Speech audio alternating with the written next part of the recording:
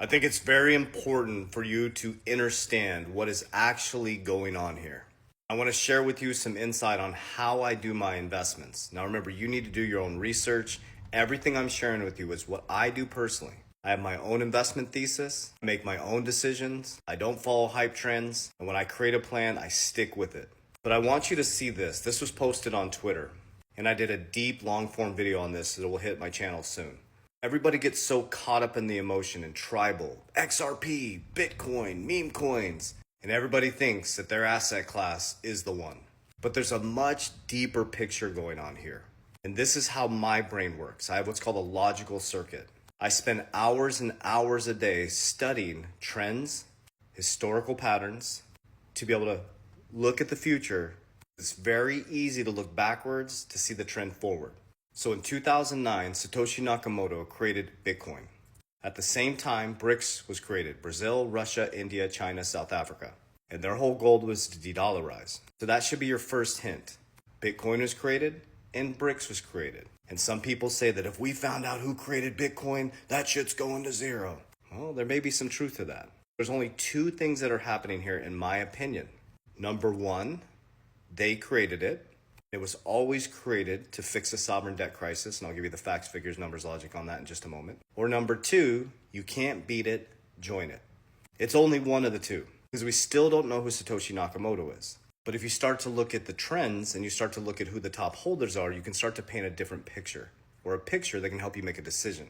So think about this. 2009, Bitcoin was created by Satoshi Nakamoto, some pseudonymous person who created a decentralized currency that everybody all over the world can use. It doesn't need a centralized party. Right after America came out of one of the biggest financial collapses we had ever had. So let's fast forward to 2017, where some of the largest asset managers in the world and largest bankers in the world, which I'm going to show you right here, were telling you to run as fast as you can from Bitcoin, cryptocurrency. It's used for money laundering. It's a pet rock. It's used for illicit activities. And those very banks and those very asset managers were getting exposure. And one of the biggest banks, JP Morgan, was building their own blockchain technology called Onyx, JPM Coin, which has rebranded to Kinetics. Ripple has Bank of America in its patent, or Bank of America has Ripple in its patent. Wells Fargo is working with R3.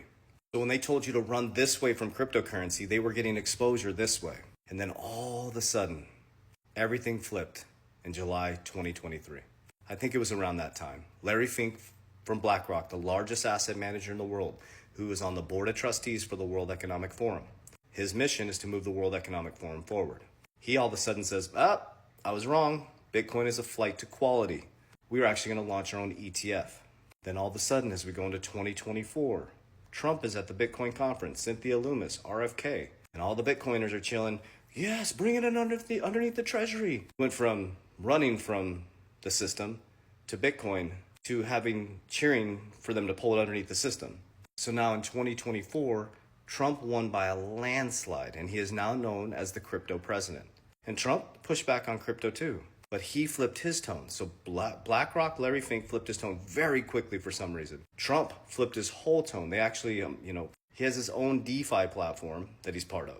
So now he's the pro-crypto president. He's going to bring crypto into America, the crypto capital of the world. And now here's your 5 top Bitcoin holders.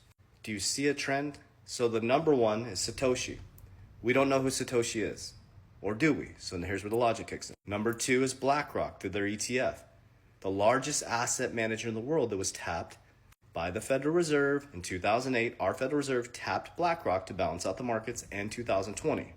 So the company and the asset manager that was tapped by the Federal Reserve to balance out our markets when we messed up is the second largest holder in Bitcoin. Number 3, you have MicroStrategies, Michael Saylor. Well, BlackRock got exposure to MicroStrategies before they created their Bitcoin ETF. So they have doubled down. They're the top 3 holder in MicroStrategies, which has the largest actual exposure, physical exposure to Bitcoin.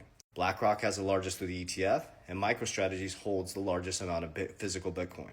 So we have number 1 is Satoshi, holds the most. Number 2 is BlackRock, Larry Fink. Number 3 is MicroStrategies, Michael Saylor, all American companies. Number 4 is Grayscale. Number 4 is Grayscale, and number 5 is the United States. So the top 4 besides Satoshi are all American companies. And now within the first 100 days, so the top 5 holders out of Satoshi are all American companies. Trump is going to bring the crypto capital of the world to America. We have to grow our way out of this economy.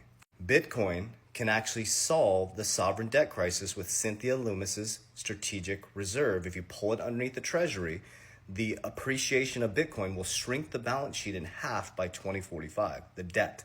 So was this created by a pseudonymous person for financial freedom, or was it created to solve the sovereign debt crisis? So it's only one of two things. It was solved or created.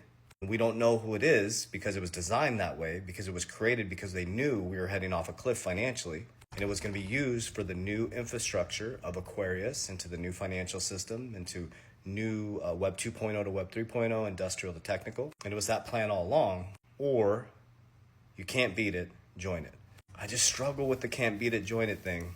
Because think about this, I own 6 companies. I'm a CEO. We have meetings. We have future meetings. We talk about innovation and future-proofing our businesses. As somebody walked into, one of my team members walked in and said, I got this great idea of an investment strategy. 94% of the supply is gone. Only 6% is left. I'm like, wow, that's a scarce asset. 80% of the supply has not moved. I'm like, okay, this is getting even better. And it's only going to be mine for another 116 years. And every 4 years, it becomes more valuable. I'm like, hell yeah, let's get into it. And I go, well, who created it? Well, I don't know. Do you really think if they don't know who created it, that they would go all in on it? That just doesn't seem logical, does it? Or maybe I'm missing something. So I'm not going to miss the train. I'm diversified. Bitcoin's my store of value, like gold. Jerome Powell just said on stage, Bitcoin is not a threat to the dollar. It's a threat to gold. So I got me a little gold and I'm going to keep accumulating it. I ain't going to touch it. I'm holding it forever for legacy. If I need it, I'll borrow against it, tax-free in the future. And I got some payment tokens. I got some payment rails because I understand banking. I love things like XRP, XLM. I got some supply chain, VeChain. Got some infrastructure tokens.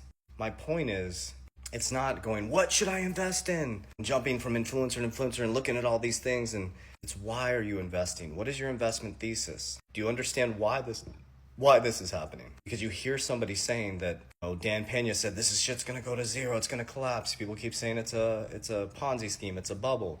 So that's why I don't go all in on one asset class. That's why I'm not tribal. I have some exposure to Bitcoin, exposure to altcoins, and diversified heavily outside of crypto and things that have been here forever. So I hope this helps you understand at a deeper level that as they tell us to look this way, there's a whole nother narrative going on this way. And remember, knowledge without wisdom is very dangerous. Be very careful.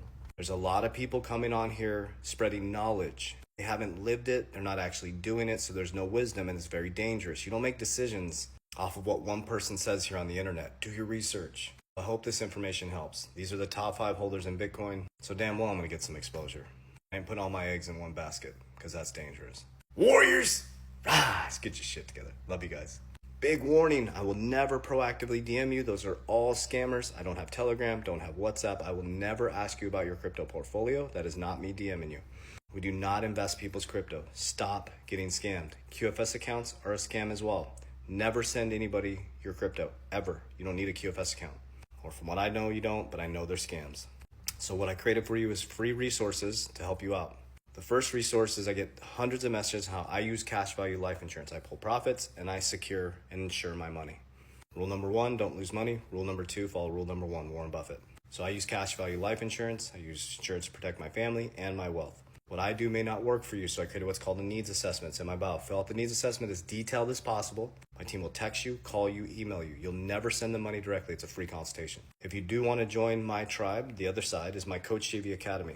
I have my revolutionary 120-day challenge. I've helped 9,000 people get their shit together since 2020. Live calls, community, Q&A calls, support, market calls. It's your tribe, it's your vibe. That way you have one centralized location. We lock arm in arm and rise together. Love you guys. See you on the inside.